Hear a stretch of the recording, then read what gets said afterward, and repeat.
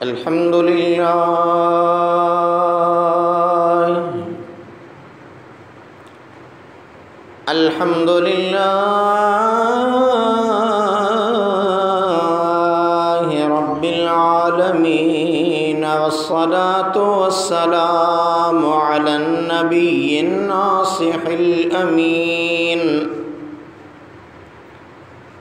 जद्दिल हसन वल हुसैन नबिय्यिना मुहम्मदिन व अला आलिहि वसहबिहि वत्ताबिईन लहुम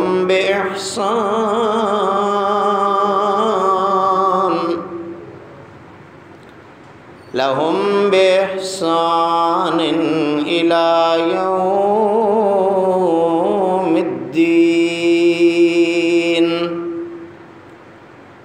रिदवानुल्लाहि व रहमतुहु अला शुहदाइल मुजाहिदीन अम्मा बअद अऊज़ु बिल्लाहि मिनश शैतानिर लईनिर रजीम बिस्मिल्लाहिर रहमानिर रहीम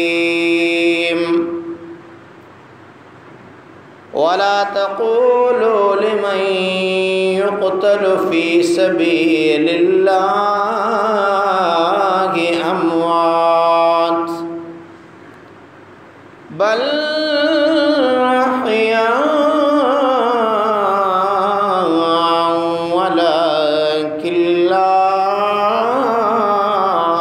तशऊरून। आमन्तु बिल्लाहि सदक़ल्लाहुल अलीयुल अज़ीम व बल्लगना रसूलुहुन नबियुल हबीबुल करीमुल अमीन व नहनु अला ज़ालिका लमिनश शाहिदीन वश्शाकिरीन वज़्ज़ाकिरीन वल्हम्दुलिल्लाहि रब्बिल आलमीन। मुहर्रम मोटी आयो आयातान इमाम मदीने जा जाम मौला मुखे मेड़िए। मुहर्रम मोटी आयो मोटिया को न अमीर मदीने जा मेरा डातर मुँह देखारिए। करबला जे पिड़ में खीमा खोड़ियाऊं झेड़ो यजीद साम हो जुबी जोड़ियाऊं मोन मोड़ियाऊं पसीता तरार जो। बिरादरान इस्लाम, वाजिबुल एहतराम मुसलमान भाइयों, दोस्तों, अजीज़ों, बुजुर्गों, अल्लाह तबारक व तआला जल्ल शानहू अमन वालहू जे लारी किताब कुरान करीम फुरकान अज़ीम मझा हिक आयत सगोरी तिलावत करण जी सआदत हासिल कई आ। मुकर्रर वक्त जे अंदर इंशाअल्लाह ताला शुहदाए करबला जी अज़मत, शान, मक़ाम, मर्तबो क़ज़िया करबला जे उनवान तहत अवां जे साम्हूं अर्ज़ रखण जो इरादो अथम। मालिक मिठे खां दुआ है रब्बे कायनात शल असां अवां सभिनी खे पंहिंजो पाक कलाम मुक़द्दस पढ़ण, परखण, परोड़ण ऐं उन जे हुक्मनि ते हमेशा हमेशा लाइ अमल करण जी तौफ़ीक़ अता फ़रमाए। गडो गडो उन ख़ालिक़ कायनात खां दुआ है त शाल पंहिंजे प्यारे महबूब सल्लल्लाहु अलैहि वसल्लम जे बेफरमान ते असां खे अमल करण जी तौफ़ीक़ अता फरमाए। दोस्तो, मुहर्रम जा ही दिहाड़ा करबला जे शहीदन सूरह सर्वेच बहादुरन पाक पैगंबर जे बचड़न जी याद ॾियारनि था ऐं उम्मत के सबक सेखारनि था त करबला जी तत्तल धरती मथा मुसाफ़िर बणिजी आयल नबी नामदार सल्लल्लाहु अलैहि वसल्लम जे प्यारन बचड़न हक़ ऐं सच जो अज़ीम मिसाल छॾियो। दोस्तो, ही कुदरती कानून आ। दुनिया में नेकी भी आहे, बदी भी आहे, खैर भी आहे, शर भी आहे, हक़ भी आहे, बातिल भी आहे। उन्हनि बिनी जो अज़ल खां झेड़ो रहियो आ। जिते हक़ हूंदो ते बातिल भी मुखालिफ़त लाइ उथंदो, जिते बातिल हूंदो त हक़ भी ज़रूर उन जे मुक़ाबले लाइ उथंदो। हक़ ऐं बातिल जो इहो मरको जारी आहे ऐं क़यामत ताईं जारी रहंदो। बातिल जी मदद में इब्लीस ऐं उन जो लश्कर आहे। हक़ जी मदद में ख़ुदि अल्लाह पाक ऐं उन जा फ़रिश्ता आहिनि। इहो अल्लाह जो अटल फ़ैसिलो आहे त फ़तेह हमेशह हक़ वारनि जी थींदी आहे। हक़ वारा बातिल जे मुक़ाबले में मरी पवनि त शहीद बणजनि, फ़तेहयाब थी मोटनि त गाज़ी रब राज़ी। हेॾों बि इनामनि जा अंबार, होॾों बि अजुर इनाम ऐं माल गनीमतूं। हक़ जी बेड़ी लुॾंदी आहे पर कॾहिं ॿुॾंदी नाहे। सुभान अल्लाह। हज़रत इब्राहीम ख़लीलुल्लाह हक़ जो आवाज़ उथारियो त मुक़ाबले में बातिल निमरूद जे रूप में आयो। जॾहिं हक़ मूसा कलीमुल्लाह जे रूप में आयो त बातिल फ़िरौन जी सूरत में मुक़ाबले लाइ आयो। मिठे मोहम्मद करीम सल्लल्लाहु अलैहि वसल्लम हक़ जो ऐलान कयो त अबू जहल, अबू लहब, उतबा ऐं शैबा सभु बातिल जा हामी बणिजी मुक़ाबले लाइ आया। पोइ कॾहिं बदर जे मैदान में हक़ ऐं बातिल जो मरको थियो त कॾहिं ओद जी दामन में हक़ ऐं बातिल जूं तलवारूं टकराइजी रहियूं हुयूं। कॾहिं हुनैन ऐं ख़ैबर में हक़ ऐं बातिल जी जंग गरम आहे। क़ुरान गवाह आहे, हक़ वारा थोरा बि बातिल जे घणनि मथां ग़ालिब आया। इहो अल्लाह जो फ़ैसिलो आहे। क़ुरान करीम गवाह आहे, हक़ वारा थोरा बि बातिल जे घणनि मथां ग़ालिब आया। हक़ वारनि जो हामी ऐं मददगार मुंहिंजो पाक परवरदिगार अल्लाह आहे। अल्लाह ताला तॾहिं फरमायो, कम मिन फ़ियतिन क़लीलतिन ग़लबत फ़ियतन कसीरतन बिइज़्निल्लाह वल्लाहु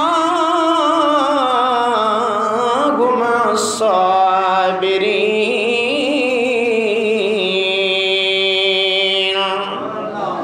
अल्लाह ताला फरमायो, केतिरा भेरा थोरी जमायत घणे गिरोह ते अल्लाह जे हुक्म सां ग़ालिब थिया ऐं अल्लाह सब्र वारनि सां गॾु आहे। अल्लाह पाक ऐलान फरमायो, वकान हक़्क़न अलैना नस्रुल मोमिनीन। ऐं असांजे मथां हक़ आहे मोमिननि जी मदद करणु। उन करे मोमिननि खे अल्लाह ताला इरशाद फरमायो, फला तहिनु वतदू इलस्सल्मि व अंतुमुल आलौन वल्लाहु मअकुम वलन यतिरकुम अमालकुम। अल्लाह ताला फरमायो, हरगिज़ सुस्त न थियो, बातिल खे सुलह लाइ न सॾियो, अवां ई कामयाब आहियो। छो त अल्लाह अवां सां गॾु आहे। अवां जी कोशिश खे अल्लाह ताला कॾहिं बि रायगान न फरमाईंदो। दोस्तो, उहो हक़ ऐं बातिल जो मुक़ाबिलो जारी हुयो। जॾहिं हुकूमत जी कुर्सीअ ते ना अहल बद किरदार यज़ीद पलीद वेठो त हक़ हज़रत इमाम हुसैन जे रूप में मुक़ाबिले ले आयो। हक़ वारे इमाम हज़रत इमाम हुसैन अलैहिस्सलाम मदीने जहिड़ो प्यारो मिठो वतन छॾियो, अबाणो शहर छॾे परदेसी बंजी बातिल जे मुक़ाबिले में मैदान ते आयो। हज़रत इमाम हुसैन एडी त अज़ीम शान हस्ती आ, संदस शान इहो आ। हज़रत अबू सईद रज़ियल्लाहु अन्हु खां रवायत आ, हज़रत हबीब करीम रऊफ़ुर रहीम सल्लल्लाहु ताला अलैहि वसल्लम फरमायो, अल हसन वल हुसैन सय्यदा शबाब अहलिल जन्नह। हुजूर फरमायो, मुझो बच्चो हसन ऐं हुसैन जन्नत जे जवाननि जा सरदार आहिनि। तिरमिज़ी सही सनद सां हज़रत इब्न उमर रज़ियल्लाहु अन्हुमा खां रवायत कई आ, मदीने जे अमीर सल्लल्लाहु अलैहि वसल्लम फरमायो, इन्नल हसन वल हुसैन हुमा रैहानताय मिनद दुनिया।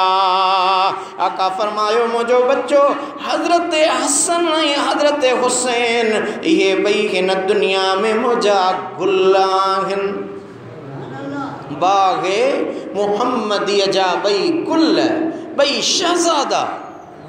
तिरमिज़ी हज़रत आला बिन मुर्रा खां रवायत कई आ, चई रसूल अकरम नूर मुजस्सम सल्लल्लाहु ताला अलैहि वसल्लम फरमायो, हुसैन मिन्नी व अना मिनल हुसैन, अहब्बल्लाहु मन अहब्ब हुसैनन, हुसैनुन सिब्तुम मिनल अस्बात। सुनन तिरमिज़ी, सुनन इब्न माजा, मुस्नद इब्न अबी शैबा, केतिरा ई किताब लिखनि था। मुंहिंजे आका फरमायो, हुसैन मूं मां आहे, मां हुसैन मां आहियां। अल्लाह उन सां मोहब्बत रखे थो जेको हुसैन सां मोहब्बत रखे थो। मुंहिंजे आका फरमायो, मुंहिंजो बच्चो हुसैन मुंहिंजे ॾोहिटनि पाक औलाद मां शानदार ॾोहिटो आहे। तिरमिज़ी अनस बिन मालिक रज़ियल्लाहु अन्हु खां रवायत आंदी आहे त माण्हुनि में रसूलुल्लाह सल्लल्लाहु अलैहि वसल्लम सां मुशाबे हज़रत इमाम हुसैन अलैहिस्सलाम जहिड़ो ॿियो केरु बि कोन हो। यानी हुजूर जी जॾहिं माण्हुनि खे सिक लॻंदी हुई, हली ईंदा हुआ, मुंहिंजे महबूब जे बचड़े इमाम हुसैन जो दीदार कंदा हुआ। मुंहिंजे आका रहमत वारे हबीब नबी नामदार जी सिक पूरी करे वठंदा हुआ। छो त मुंहिंजे आका फरमायो, हुसैन मिन्नी, हुसैन मूं मंझां आहे ऐं मां हुसैन मंझां आहियां। जंहिंजी सूरत पाक पैगंबर सल्लल्लाहु अलैहि वसल्लम जी सूरत सां मिलंदी हुई, जंहिंजो किरदार आली मक़ाम हो, जंहिंजो ख़ुल्क़ मिसाली हुयो, जंहिंजे अखियुनि में चमक हुई। असदुल ग़ाबा में आ हज़रत इमाम हुसैन अलैहिस्सलाम, एडी त अज़ीम अज़मत वारी हस्ती हुई जो इमाम आली मक़ाम मदीने शहर खां मक्के पाक ईंदे वेंदे प्यादल 25 हज कया। 25 हज हज़रत इमाम आली मक़ाम प्यादल कया। उहो इमाम हुसैन जंहिंजे लाइ किताब आयान शिया वारो लिखे थो त हज़रत इमाम हुसैन अलैहिस्सलाम राति ॾींहं में 1000 रकातूं नफ़िल नमाज़ पढ़ंदा हुआ। 500 नफ़िल, 1000 रकातूं हज़रत इमाम आली मक़ाम हज़रत इमाम हुसैन अलैहिस्सलाम जे मामूलात ज़िंदगी जो हिस्सो हो। रोज़ानो जेको 500 नफ़िल पढ़ण वारो आहे, उन इमाम आली मक़ाम जी फ़र्ज़न सुन्नतुनि ऐं वाजिबनि सां केॾी न मुहबत हूंदी। इमाम हसन ऐं इमाम हुसैन जन्नत जा गुल हा, संदन जिस्मन मां जन्नत जी सुरहाण ईंदी हुई। सोना हबीब करीम सल्लल्लाहु अलैहि वसल्लम सैयदना अली अल मुर्तज़ा शेर खुदा के फरमाईंदा हुआ, या अबा रैहानतैन, ए बिन गुलन जा पीउ सोना अली वेझो थी वे। यकीनन सोने हबीब करीम सल्लल्लाहु अलैहि वसल्लम के बि सभिनी खां वधीक हसनैन प्यारा जै सोने इमाम हुसैन पाक पैगंबर जी गोद में झोलिया में परवरिश पाती। जै सोने हुसैन अम्मा खातून जन्नत सैयदा तैयबा ताहिरा खातून जन्नत जी थन पीतिया। जै सोने इमाम हुसैन जे रगुल में मौला अली शेर जली फातिह खैबर जो खून गर्दश करे रहो हो। उन हुसैन इब्न अली जे दौर में जॾहिं एक ना अहल बद किरदार मानू हुकूमत जो वाली बनो, जैजो किरदार छा हो। हाफिज इब्न कसीर अल बिदाया व निहाया जे 8 जुल्द जे 235 सुफ़े ते लिखियो आ, इन यजीद कान क़द इश्तहर बिल मग़ाज़िफ़े व शुर्बिल ख़म्रे वल ग़नाए व सईदे व इत्तिख़ाज़िल ग़िलमाने वल क़ियाने वल किलाब। मुझे महबूब जा आशिक बुधाए तो यजीद पंहिंजे हिननि बद अमलन में बद किरदारन में मशहूर थी चुको हो। कहिड़ियूं? शराबी हो, शराब पींदो हो, गायण वजाइण सां उनजो चाह हूंदो हो, शिकार करण उनजो मशगलो हूंदो हो, ऐं लोंडे बाज़ यानी छोकरे बाज़ी वारी आदत भी यजीद में हूंदी हुई। गायण औरतुन विहारण सां गॾोगॾु कुत्ता पालण जो यजीद शौकीन हो। जेकॾहिं यजीद जो को कुत्तो मरी वेंदो हो न, जियां माण्हूअ जे विसाल ते तज़ियत करण ईंदा आहिनि, ईअं यजीद मलऊन ॾे माण्हू उन कुत्ते जे मरण ते दुख जो इज़हार करण ईंदा हुआ। एॾो ज़ालिम हो। हज़रत सैयदना अबू सईद खुदरी रज़ियल्लाहु ताला अन्हु चवे थो, मूं पाण रसूलुल्लाह सल्लल्लाहु अलैहि वसल्लम खां ॿुधो, मुंहिंजे आका रहमत वारे हबीब फरमायो, यकूनु खल्फुम मिन बअद 60 सनतन अदाउ सलात वत्तबउ शहवात फसौफ यलक़ौन गय्या। मुंहिंजे आका फरमायो 60 सालन बाद अहिड़ी पीढ़ी पैदा थींदी जेके निमाज़ुनि खे ज़ाया कंदा, शहवतुनि जी ताबेदारी कंदा, त पोइ उहे जल्द गय्या यानी जहन्नम में फिटा कया वेंदा। दोस्तों, अलबिदाया वारे हीअ बि रिवायत आंदी आहे। हज़रत अबू हुरैरा रज़ियल्लाहु ताला अन्हु चवे थो, मुंहिंजे आका मदीने वारे साईं सल्लल्लाहु अलैहि वसल्लम फरमायो, तअव्वज़ू बिल्लाहि मिन सनति 60 व मिन इमारति सिबयान। मुंहिंजे आका फरमायो 60 वारे साल खां अल्लाह जी पनाह वठो ऐं छोकरनि जी हुकूमत खां बि अल्लाह जी पनाह वठो, छो त 60 हिजरी हो ऐं मुंहिंजे आका रहमत वारे हबीब जे बचड़नि जे लाइ ही अजीब इम्तिहान वारो साल हो। 15 रजब सन 60 हिजरी में वक़्त जे अमीर मुआविया जी वफ़ात खां पोइ उनजो पुटु नौजवान यजीद हाकिम थियो। ही उहो ई 60 वारो साल हो जॾहिं यजीद पलीद जूं बेहयायूं वधी वियूं। शेर ख़ुदा जे फ़र्ज़ंदे दिलबंद हज़रत सैयदना इमाम आली मक़ाम हज़रत इमाम हुसैन अलैहिस्सलाम खे मदीने में इराक़ खां ख़त सलाम पैगाम पहुचण लॻा त अवां असां वटि इराक़ में अचो, असां अवां जी बैयत कंदासीं, यजीद जे ख़िलाफ़ असां अवां जो साथ ॾींदासीं। इहा ॻाल्हि भिटाई बि फरमाई। कूफ़िन काग़ज़ लिखियो विझी विच अल्लाह त असीं ताबे तुंहिंजा ऐं तूं असांजो शाह, हे कर हेॾियां त तख़्त ताबे तुंहिंजे। इराक़िन यजीद जे बेदीन ज़ानी शराबी हुजण जा वाक़िया लिखी हज़रत इमाम आली मक़ाम हज़रत इमाम हुसैन खे पुरज़ोर अपीलूं कयूं त पाण कूफ़े हलनि। उन्हनि लिखियो त अगरि अॼु अवां असांजी रहबरी ऐं रहनुमाई न कई, आख़िरत में असां अवां मथां दाहींदासीं। उन वक़्तु यजीद जे पारां मदीने जो गवर्नर वलीद बिन उतबा हो। यजीद उनखे लिखियो त मदीने जे माण्हुनि खां मुंहिंजी बैयत वठ, पर उनजी शुरूआत कुरैश जे अकाबिरीन खां कजां, सभ खां अव्वल इमाम हुसैन खां बैयत वठजां। वलीद हज़रत इमाम हुसैन के बैयत ले घुरायो। पाण फरमायाऊं कॾहिं बि यज़ीद जी बैयत न कंदुसि, छो त हू बेदीन आहे, दीनदार नाहे, हू बेदीन आहे। मां हुसैन आहियां, महबूब जो बचड़ो आहियां, हैदर करार जी शुजात वारो बच्चो आहियां। हक़ वारे हुसैन बातिल वारे यज़ीद जी बैयत न क़बूल कई। पाण मदीनो छॾे मके अची रहिया हुआ। मके जे माण्हुनि मक़वामनि जी जाइ आहे, छो त मुंहिंजे महबूब आका रहमत वारे हबीब सल्लल्लाहु अलैहि वसल्लम जे सदक़े में मक्कतुल मुकर्रमा खे जेका अज़मत मिली, उहो अमन वारो शहर, उते अमन सां वेही अल्लाह जी इबादत कंदुसि। पाण मके में 3 शोबान जुमे जी रात पता। पाण जॾहिं मके में मजलिस फरमाईंदा हुआ, मके जा माण्हू खान अची फैज़ पिराईंदा हुआ। होॾां इराक़नि जा मुसलसिल ख़तनि मथां ख़त अचण लॻा जेके 150 खां मथे हा। हज़रत इमाम हुसैन कुफे जा हालात मालूम करण लाइ पंहिंजे सौट हज़रत मुस्लिम बिन अकील खे पंहिंजो नाइब बनाए ख़त लिखी मोकिलियो। अगरि इहे वाक़ई वफ़ादार आहिनि त कूफ़े हलणु खपे।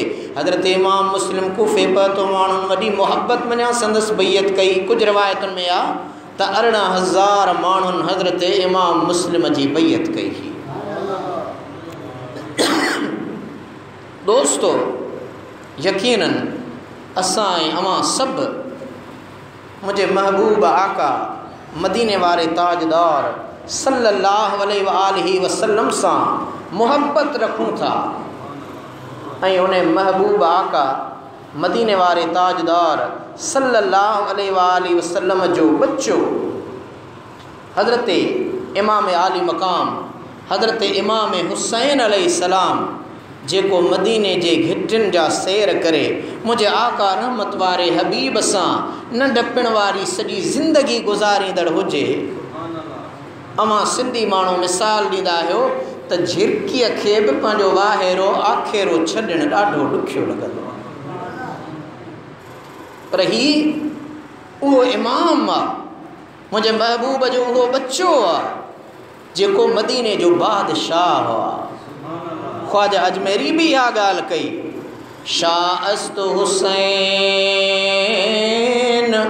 बादशाह अस्त हुसैन दीन अस्त हुसैन दीन पना अस्त हुसैन सरदाद नदाद दस्त दर दस्ते यजीद हक्का के बिना इला इला हस्त हुसैन। यकीनन दीन बि हुसैन आ त दीन जी पनाह बि हुसैन आ। उहो इमाम आली मक़ाम हज़रत इमाम हुसैन अलैहिस्सलाम जंहिं जी अज़मत बि निराली आहे, रिफ़ात बि निराली आहे, शान बि निरालो आहे, मान बि निरालो आहे, मक़ाम बि निरालो आहे। अल्लाह तबारक व तआला इमाम आली मक़ाम खे हर तरह खां अज़मत सां नवाज़ियो हो। तॾहिं मुंहिंजे उस्ताद मोहतरम चयो, कहिड़ी कयां हक़ीक़त सारी हुसैन जी, सुभान अल्लाह चओ, कहिड़े कयां हक़ीक़त सारी हुसैन जी, निस्बत रसूल सां हुई न्यारी हुसैन जी। एॾी ख़ुदा इज़्ज़त कई बारी हुसैन जी, जो करीम जे कुल्हनि ते थी त्यारी हुसैन जी। यकीनन दुनिया जूं सवारियूं अज़मत वारियूं भलियूं सवारियूं आहिनि, पर मुंहिंजे आका मदीने वारे साईं जी अज़मत निराली आहे। रहमत वारो हबीब सवारी हुजे ऐं हज़रत इमाम हुसैन स्वार हुजे। हिकु दफ़े हज़रत नबी नामदार सल्लल्लाहु अलैहि वसल्लम जन मदीने जी घिटीअ मां गुज़रिया पए। हिकिड़े कुल्हे ते हज़रत इमाम हसन आहे, ॿिए कुल्हे ते हज़रत इमाम हुसैन आहे। सामो सैयदना अमीरुल मोमिनीन उमर फारूक अची रहियो आहे। हज़रत इमाम आली मकाम बिन्ही बचड़ा हज़रत इमाम हसन इमाम हुसैन बिन्ही बचड़न के ॾिसी करे मुझे हज़रत सैयदना फारूक आज़म हुज़ूर सल्लल्लाहु अलैहि वसल्लम जे साम्हूं चयो सुबहान अल्लाह केॾी न अल्लाह जी अज़ीम कुदरत जो कमाल आहे निहारियो त सही केॾो न सवारी भली आहे भली सवारी यानी उमर फारूक हुज़ूर जी ॻाल्हि कई त अहिड़ी सवारी दुनिया में कोन थींदी मुझे आका रहमत वारे हबीब फरमायो ए उमर सवारीअ जी त ॻाल्हि करी थो पर निहार त स्वार बि कहिड़ा न भला सवारी त भली आहे पर स्वार भी भला आहिनि जेके स्वार आहिनि उन्हनि जी भी अज़मत निराली आहे शान निरालो आहे मान निरालो आहे मक़ाम निरालो आहे कहिड़ी कयां हक़ीक़त सारी हुसैन जी निस्बत रसूल सां हुई न्यारी हुसैन जी एॾी ख़ुदा इज़त कई बारी हुसैन जी जो करीम जे कुल्हनि ते थी प्यारी हुसैन जी सब खां मथे कई मौला स्वारी हुसैन जी पर धण खां छिनी हुई बकरी जड प्यारी हुसैन जी बर में ॾिठूं त बघड़न पे चारी हुसैन जी झंग जे जानवरन के भी सुञाण हुई त ही बकरी का आम नाहे हज़रत हुसैन जी आहे झंग जे जानवरन के भी इल्म हो ख़बर हुई पर यजीदिन मलऊनन के इहा बि ख़बर न हुई जंजे जानवरन जी तमीज़ जंग जे बगड़न के हुई ही इंसान हूंदे इंसान न हा शैतान हा जो इन्हनि खे मुंहिंजे महबूब जे बचड़न जे ज़ात जी सुञाण नज़र न आई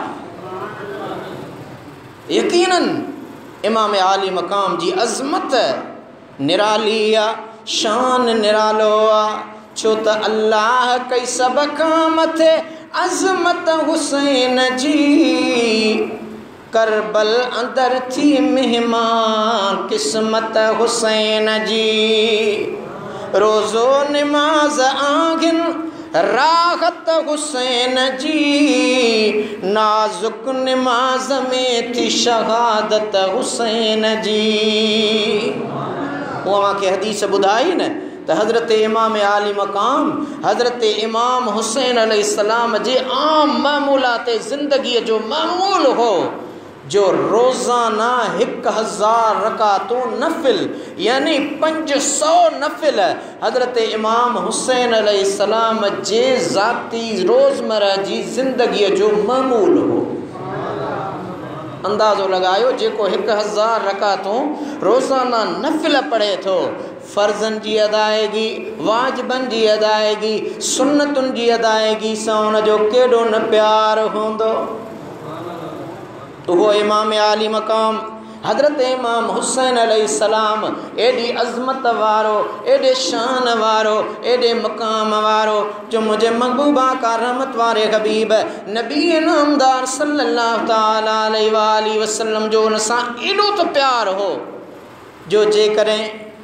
एक बेरे हज़रत इमाम हसन ऐं इमाम हुसैन ॿई बचड़ा मुझे महबूब जा कुश्ती पिया लड़न मल्ल पिया विड़न क्रिकेट हॉकी सभई वर्जिश जो रांदियूं आहिनि पर पहलवानी आहे त हैदर करार वारी मल्ल जंहिंमें ज़ोर आज़माई थींदी आहे ऐं मुंहिंजे आका रहमत वारे हबीब इहा रांदि इहा मल्ल पंहिंजे बचड़नि खे बि पाण में इहा रांदि खेॾाई आहे हज़रत इमाम हसन हज़रत इमाम हुसैन ॿई नंढड़ा आहिनि मासूम गुलाब जा गुल मुझे आका फरमायो बच्चा खेॾे अचो सोनो हैदर करार बीठो आहे अम्मा ख़ातून जन्नत बीठी आहे मदीने वारे साईं सल्लल्लाहु अलैहि वसल्लम सॼो बच्चा हेॾे अचो आया मुझे रहमत वारे हबीब बिनी खे झोलीअ में विहारियो गलन ते चुमियो ॾिनियो पेशाननि ते चुमियो ॾिनियो बिनी बच्चन के मुझे महबूब फरमायो बच्चा अवां बई मल्ह वेढ़ो त मां काइनात जो महबूब अवां जी मल्ह ॾिसां।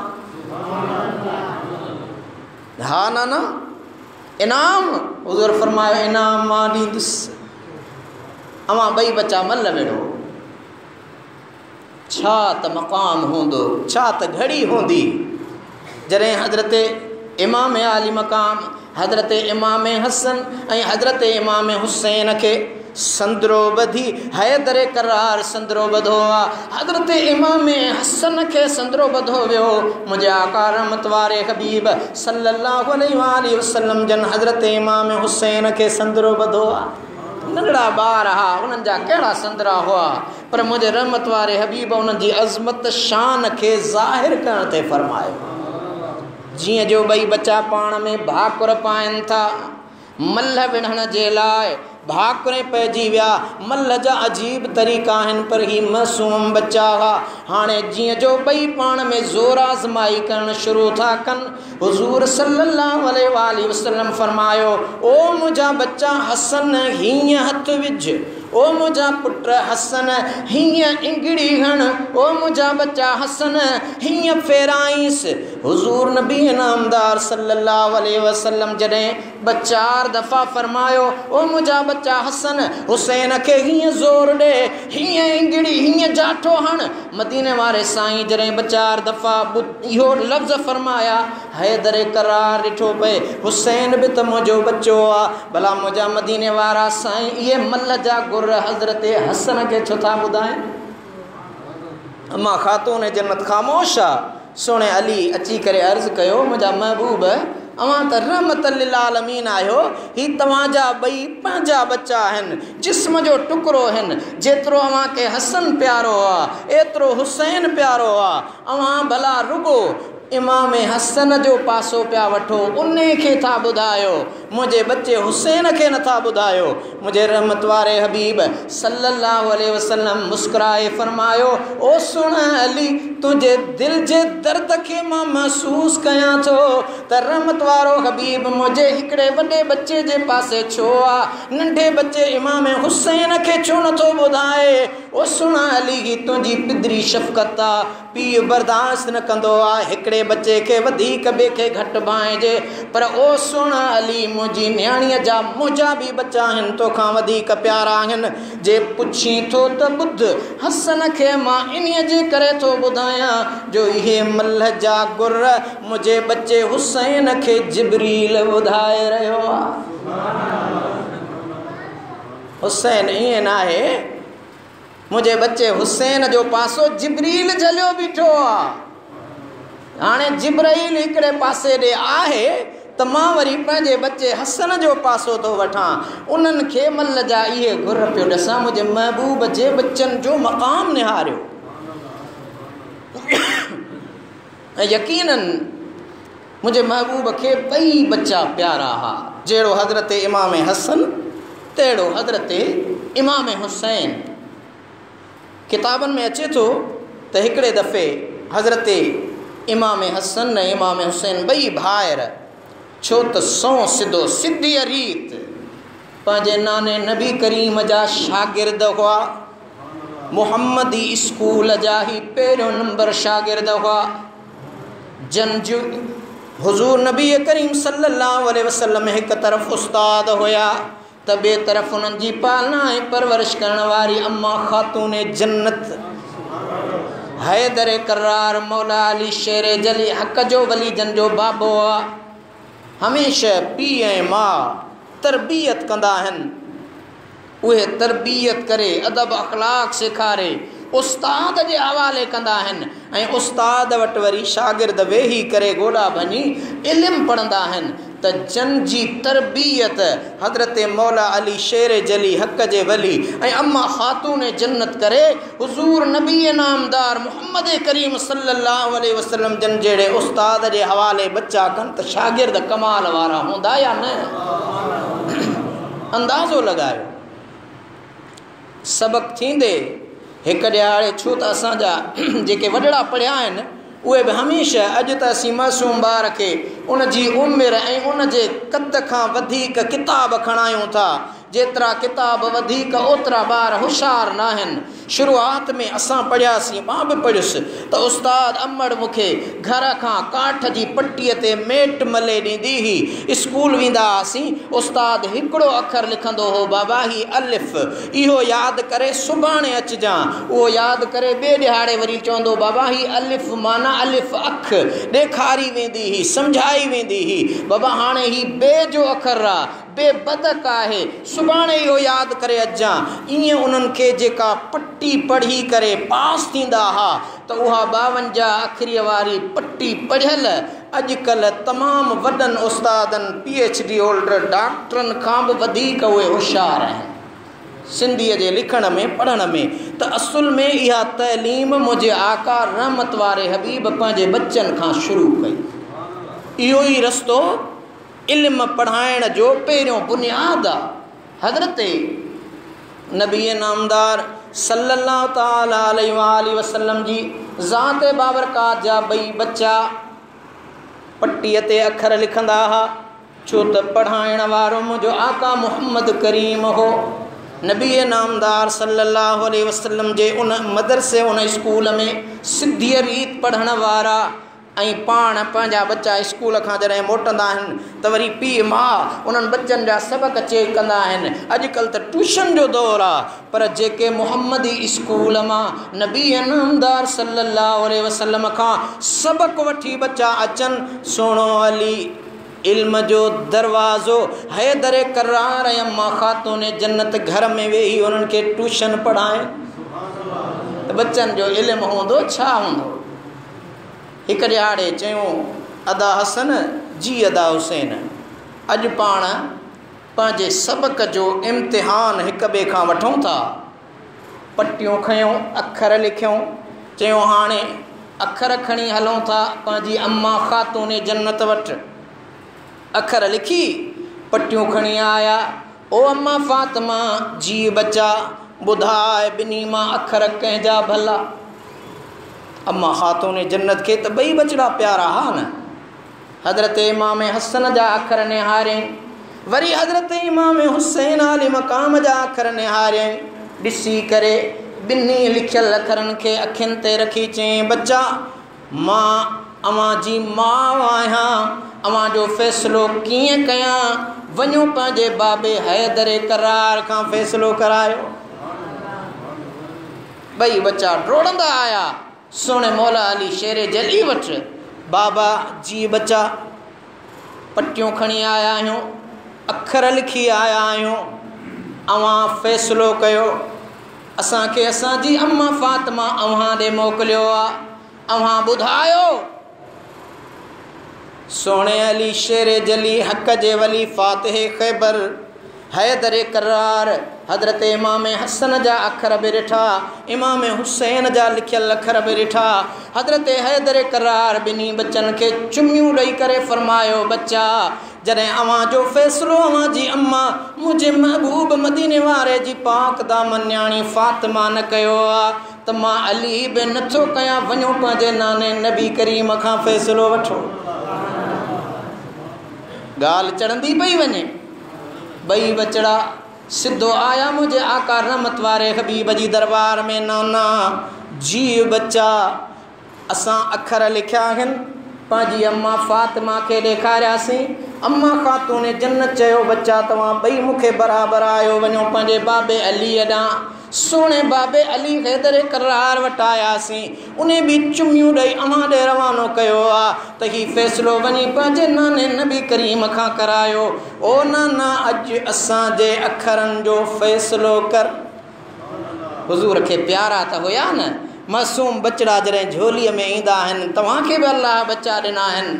मां बि जॾहिं ॿाहिरि खां घर वेंदो आहियां त मासूम न्याणियूं मोटरसाइकिल बीहारण खां पहिरियां बचड़ा हेॾां हेॾां फिरी वेंदा, चुमियूं ॾींदा, के हथनि ते के गलनि ते, ॾाढो वणंदड़ मंज़र हूंदो आहे। हाणे जॾहिं सोने नबी करीम सल्लल्लाहु अलैहि वसल्लम जन जी ज़ात बाबरकात जी झोलीअ में 2 बच्चा हिन गल ते हज़रत इमाम नबी नामदार के इमाम हसन चुमियो थो ॾे, हेॾा इमाम हुसैन गलनि ते हथनि ते क़दमनि ते नाना मुंहिंजे बारे में फ़ैसिलो ॾे। हू चए थो नाना मुंहिंजे मुतालिक़ फ़ैसिलो ॾे। हाणे जॾहिं ॿई बचड़ा सोने नबी करीम खे सताए रहिया हूंदा त हुज़ूर जे दिलि जी कैफ़ियत छा हूंदी। अजीब इम्तिहान आहे। ॿई बच्चा आहिनि बि प्यारा, अजीब कैफ़ियत हूंदी, अजीब मंज़र हूंदो। हुज़ूर नबी नामदार सल्लल्लाहु अलैहि वसल्लम ॿिन्ही बच्चनि खे झोलीअ में वेहारे भाकुर में भरे फरमायो, बच्चा तव्हां ॿई मूंखे प्यारा आहियो, पर हाणे तरसो जिब्राईल अचे फ़ैसिलो उन खां था करायूं। छो त रूहुल अमीन आहे, वही आहे, सॼो क़ुरान करीम अल्लाह जो कलाम मूंॾां खणी आयो आहे ऐं अहिड़ो सादिक़ अमीन ॿियो नथो थी सघे। अवां जो फ़ैसिलो जिब्रील खां थो करायां। जिब्रील जी महबूब ही ॿई बच्चा फ़ैसिलो खणी आया आहिनि, फ़तवा ॾे। जिब्राईल अर्ज़ कयो, ओ मुंहिंजा महबूब मां त हिननि जे पींघेलो ॾिण वारो आहियां, केरु थींदो आहियां जो फ़ैसिलो ॾियां? मां त दर जो ख़ादिम आहियां, नौकर आहियां, ग़ुलाम आहियां। अवां जा बच्चा अज़मत में, शान में, मान में, मक़ाम में, मर्तबे में निराला आहिनि, मां जिब्रील कीअं फ़ैसिलो ॾियां? चई जिब्रील जे तूं फ़ैसिलो नथो ॾी त वञ अल्लाह जी दरबार में, रब्बे कायनात जी दरबार में वञी अर्ज़ कर, ओ रब्बुल आलमीन अवां जे महबूब ही न्यापो ॾिनो आहे, अवां जी दरबार में आयो आहियां। संदसि ॿिन्ही बचड़नि अखर लिखिया आहिनि। फ़ैसिलो करिणो आहे त कंहिंजा अखर भला, कंहिंजा अखर ढिला। ओ मुंहिंजा मौला, मुंहिंजे महबूब मूंखे मोकिलियो आहे। रब्बुल आलमीन जी ज़ात बाबरकात फरमायो, जिब्रील जी रब्बे जलील जन्नत मां 21 अदद में हीरा लाल जवाहर खण, जॾहिं वञी मुंहिंजे महबूब जी दरबार में उहे लाल पेश कर ऐं ॾेखार मुंहिंजा महबूब हे 21 अदद में जन्नत जा लाल आहिनि। हाणे मथे करे मां जिब्रील उछलायां थो, जॾहिं हेठि किरंदा जे 3 आहिनि त 2 हिकिड़े पासे, हिकिड़ो हिकिड़े पासे, जे 5 आहिनि त 3 हिकिड़े पासे, 2 ॿिए पासे थींदा। अल्लाह जो फ़ैसिलो थी वेंदो। ए जिब्रील जॾहिं इहे लाल हवा जे ज़रिए तूं पंहिंजे हथनि सां परनि सां मथे उॾारी त इन्हनि 3 मंझां हिकिड़े लाल खे पंहिंजो पर हणी अधो अधु कजां। हज़रत जिब्रील जे साम्हूं नबी नामदार जे साम्हूं ॿई बचड़ा वेठा आहिनि, इंतज़ार में आहिनि त फ़ैसिलो कंहिंजे हक़ में थो अचे। हज़रत जिब्रील जन्नत जा लाल हीरा 3 मथे उछलाया, जीअं जो हेठि आया हिकु त अधु पूरो लाल हज़रत इमाम हसन ॾे, ॿियो इमाम हुसैन ॾे, अञा हिकिड़ो लाल किरण जे इंतज़ार में हुआ। हज़रत जिब्रील नूर हुयो, नूरानियत सां पर हईं 2 टुकड़ा, अधु हज़रत इमाम हसन जी झोलीअ में किरियो त अधु इमाम हुसैन जी झोलीअ में। त ही आहे मक़ाम, ही आहे मर्तबो, ही आहे अज़मत जो रब्बुल आलमीन बि जहीं महबूब जे बच्चन जी अज़मत के बुलंद करे तो, बाला करे तो, को फ़र्क बिनी बच्चन में ना है। उन्हन मुझे महबूब आका रहमत वारे हबीब सल्लल्लाहु ताला अलैहि वालिहि वसल्लम जे बच्चन ते जेके अजीब इम्तिहान आया, उन्हन इम्तिहानन में उन्हन सब्र करे ॾेखारियो ऐं उन सब्र जो अजुर यकीनन रब्बे कायनात जी ज़ात बाबरकात जे तरफ़ खां हिकिड़ो इनाम ऐं एज़ाज़ आहे जो अल्लाह ताला उन्हनि खे अजुर अता फ़रमायो। त दोस्तो अल्लाह तबारक व ताला असां अवां सभिनी खे मुंहिंजे महबूब आका सां मुहब्बत करण जी तौफ़ीक़ अता फ़रमाए। इमाम आली मक़ाम जे सभिनी तसलसल जेके मुहब्बतूं आहिनि उन्हनि मुहब्बतुनि खे क़ाइम दाइम रखण जी तौफ़ीक़ अता फ़रमाए। शेरे जली हक़ जे वली मौला अलीअ सां त मुहब्बत रखूं, उन जे बच्चनि सां बि रब्बुल आलमीन मुहब्बत करण जी तौफ़ीक़ अता फ़रमाए।